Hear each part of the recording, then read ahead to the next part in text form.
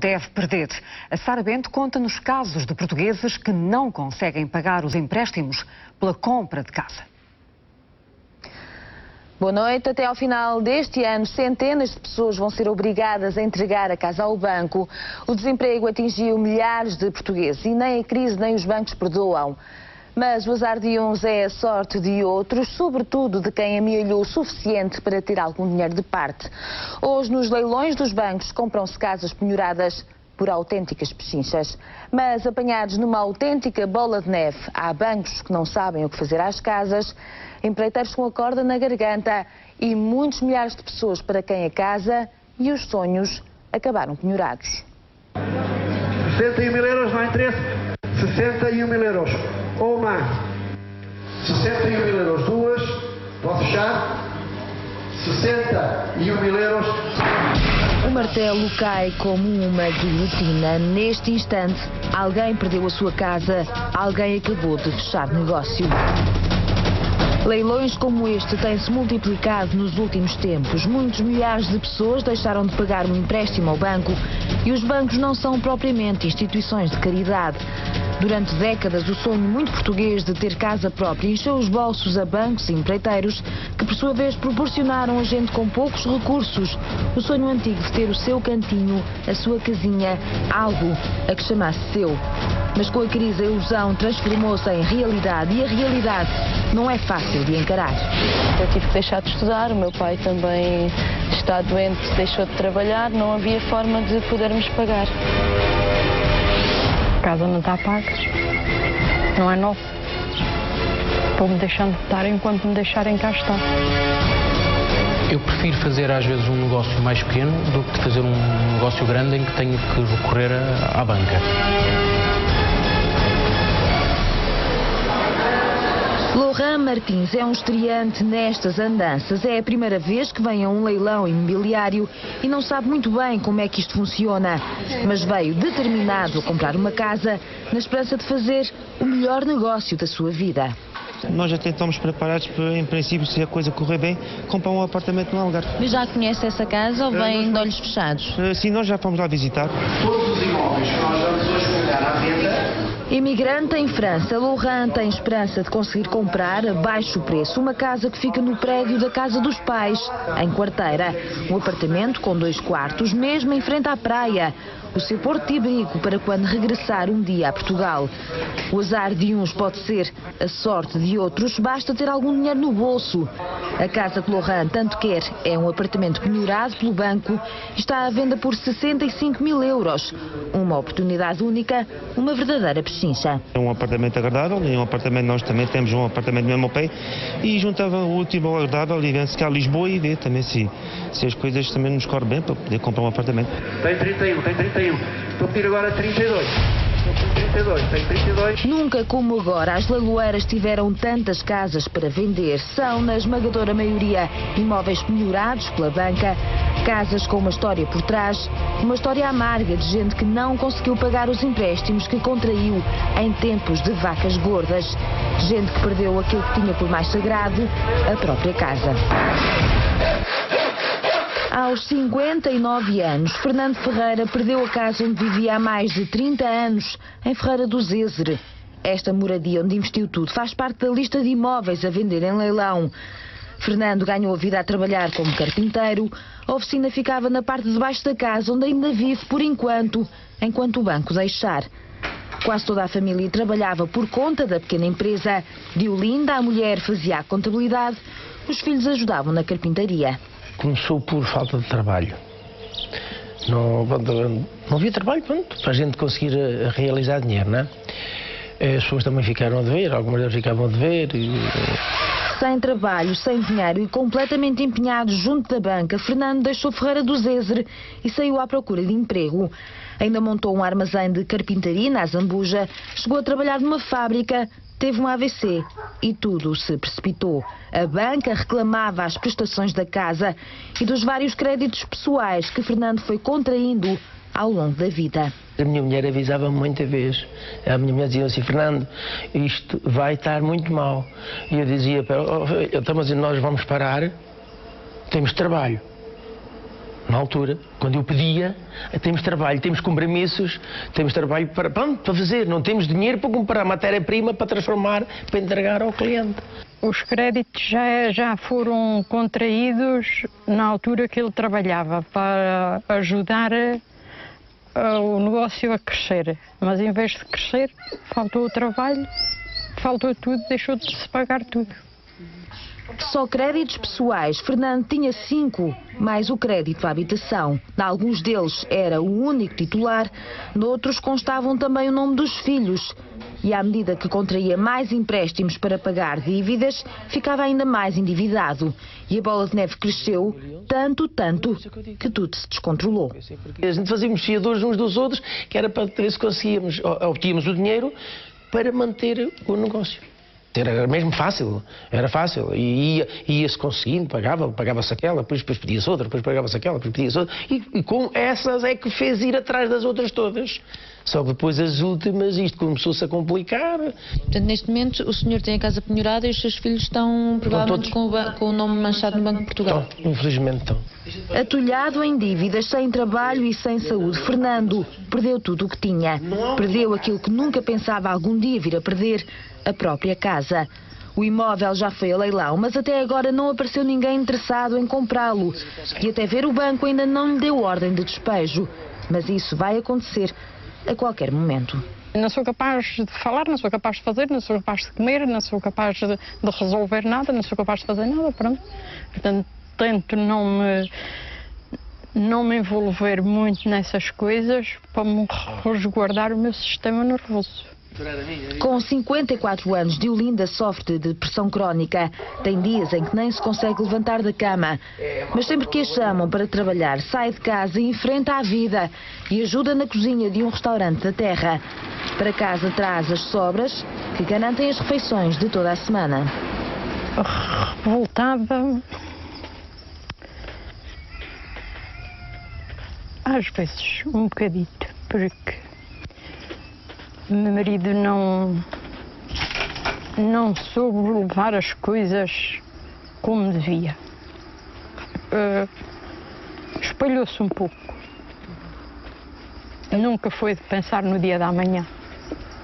Ganha-se hoje, gasta-se hoje. Amanhã, logo se vê.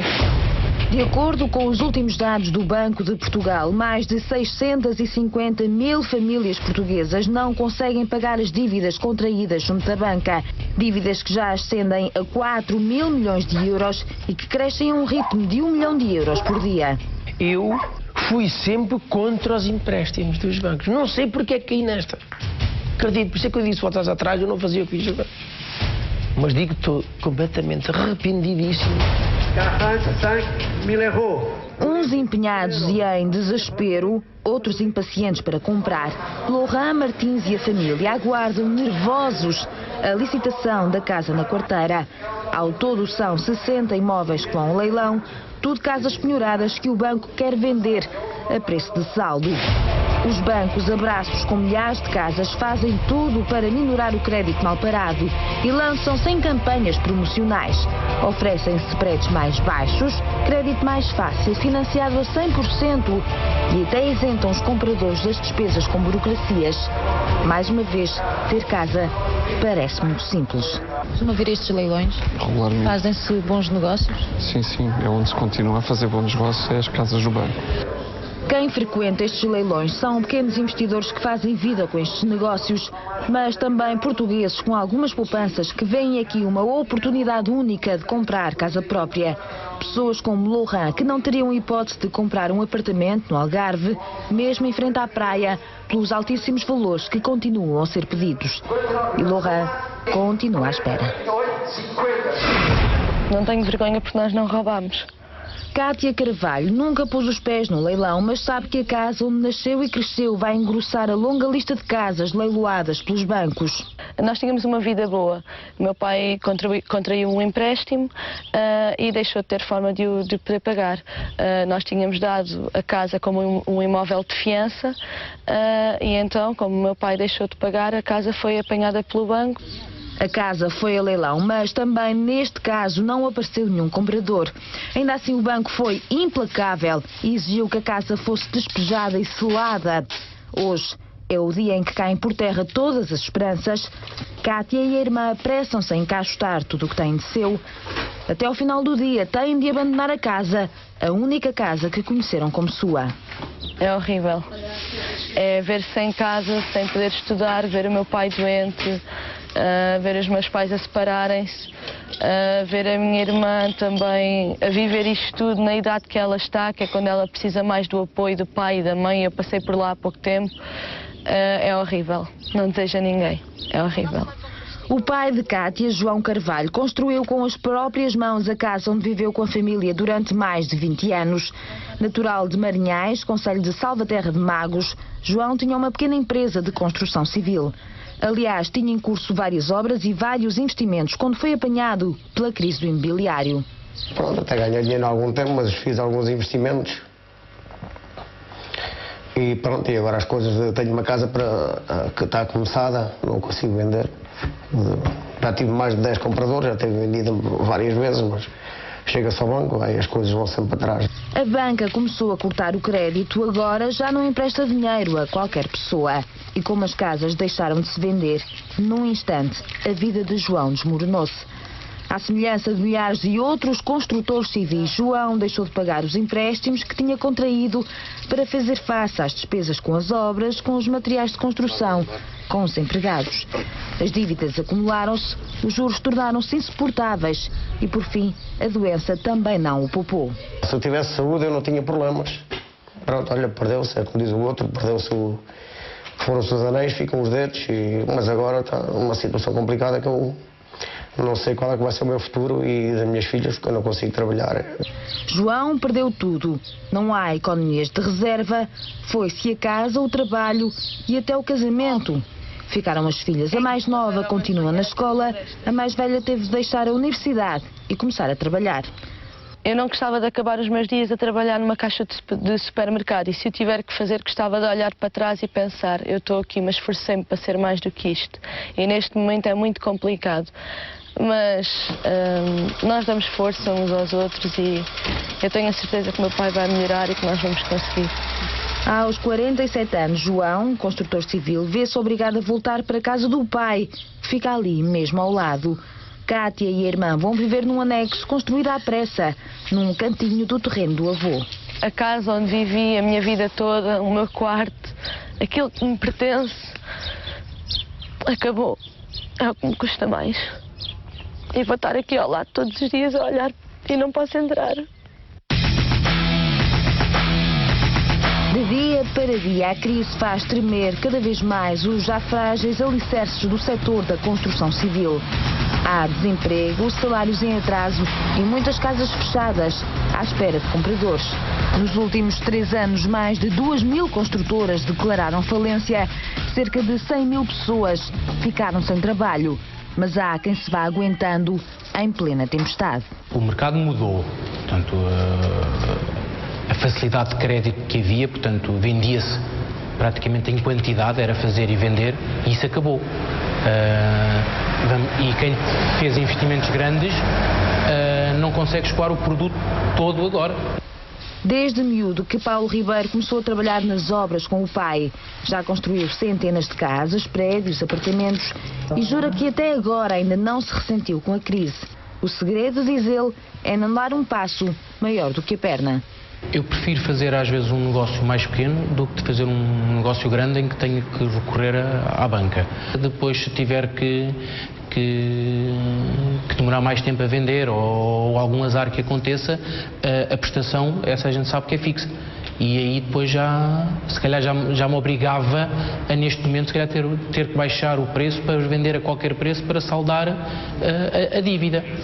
Paulo Ribeiro, o homem precavido, terá as suas razões. Basta pensar que em 2010 as empresas de construção civil e obras públicas deviam aos bancos cerca de 42 mil milhões de euros, o que representa 35% dos empréstimos concedidos às empresas. E segundo os últimos dados do Banco de Portugal, em 2011 as empresas de construção continuam a liderar nas dívidas à banca.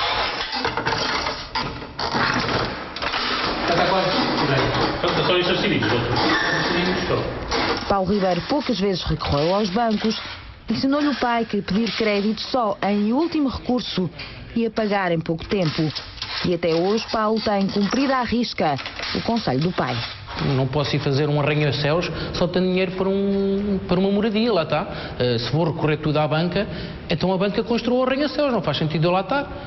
E acho que foi um bocadinho isso. Eu acho que se fez muita construção em que a banca era o construtor. Havia uma pessoa que dava a cara, mas ao fim e ao cabo quem estava a construir era a banca.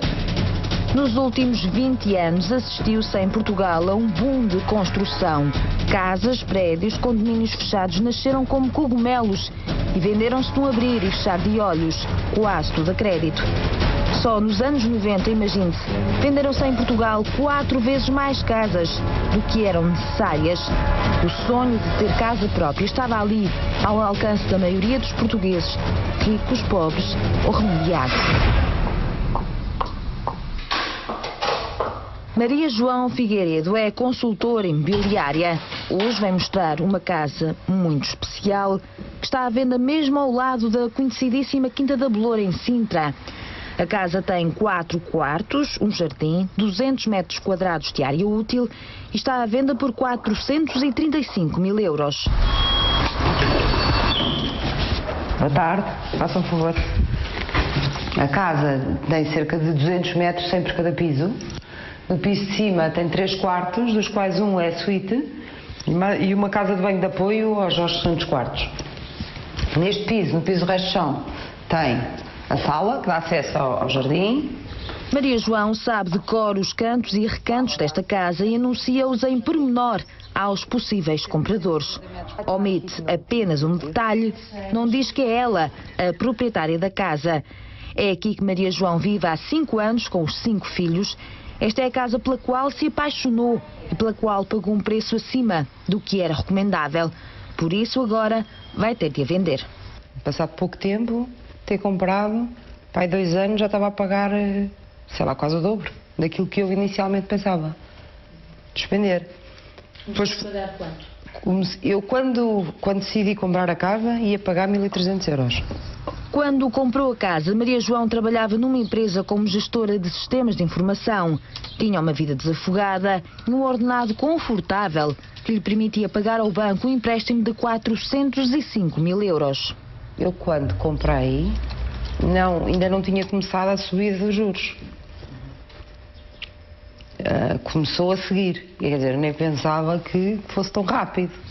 Pior, o que Maria João não pensou é que ficaria desempregada numa altura em que os juros dispararam e ela já estava com uma prestação de 2.200 euros mensais. Viveu 6 amargos meses, entrou em incumprimento e deixou de pagar a casa ao banco. Nunca houve nada de penhoras, ou seja, a situação nunca chegou a uma situação extrema, porque eu sempre acautelei, sempre tomei medidas para que isso não acontecesse.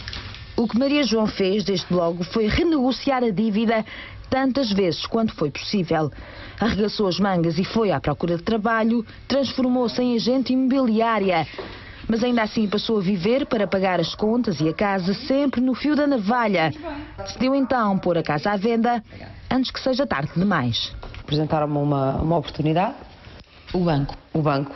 Por acaso tinha uma casa que foi executada, uma penhora que foi executada, portanto tem uma casa que nos serve perfeitamente, numa zona perfeita e pronto, e é isso que estamos a fazer.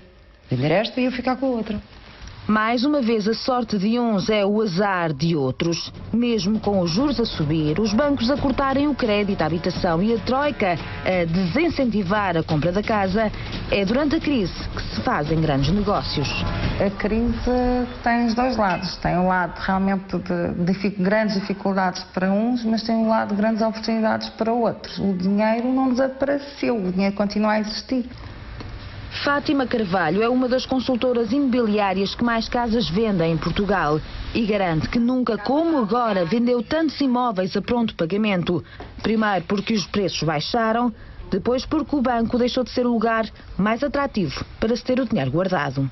Há uns anos atrás o crédito imobiliário era tão baixo, tão barato, compensava muito mais ter dinheiro a render no banco e pedir um crédito imobiliário, porque compensava. Hoje, se as coisas são exatamente o inverso, se eu tenho dinheiro, preciso comprar casa, é assim, prefiro comprar um imóvel. Ou mesmo que não precise, se calhar vou investir mesmo num imóvel, é melhor do que estar no banco.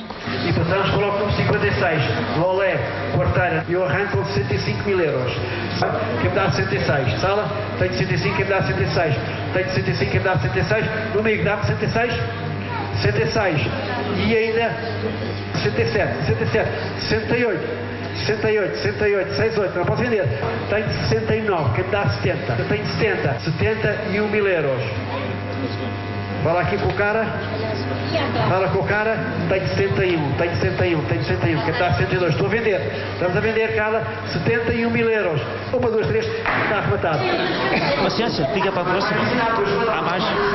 Laurent acabou por perder a casa para um pequeno investidor, homem muito habituado a estas vendas em leilão. E lá se foi o sonho de um imigrante ter uma casa boa e barata, em frente ao mar. Foi um apartamento que foi vendido a mais de 6 mil euros do que o preço base que ele tinha. Não posso dizer que correu muito mal, possivelmente por causa de 1000 euros ou coisa assim não ficamos com o apartamento, mas pronto, voltamos para o Algarve novamente e sem apartamento. António Fernandes venceu a disputa. Reformado, ele vende e aluga imóveis que vai comprando nestes leilões. Soube desta casa na quarteira através da internet, mas nem se deu ao trabalho de a ver ao vivo e a cores. Pagou 70 mil euros a pronto pagamento e ganhou uma casa de férias. Veio aqui para comprar este imóvel ou um qualquer no Algarve? É este mesmo que eu queria. É este mesmo que eu queria. Porque se não fosse este imóvel, não comprava mais nenhum. Recorre sempre ao banco? Não, eu não trabalho com o banco de maneira nenhuma. Valha-me Deus, não. Eu acho que quero ter assim investido do que eu tenho no banco.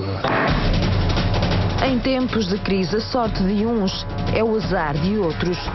Só nos primeiros 6 meses deste ano, mais de 3 mil imóveis foram devolvidos ao banco por falta de pagamento.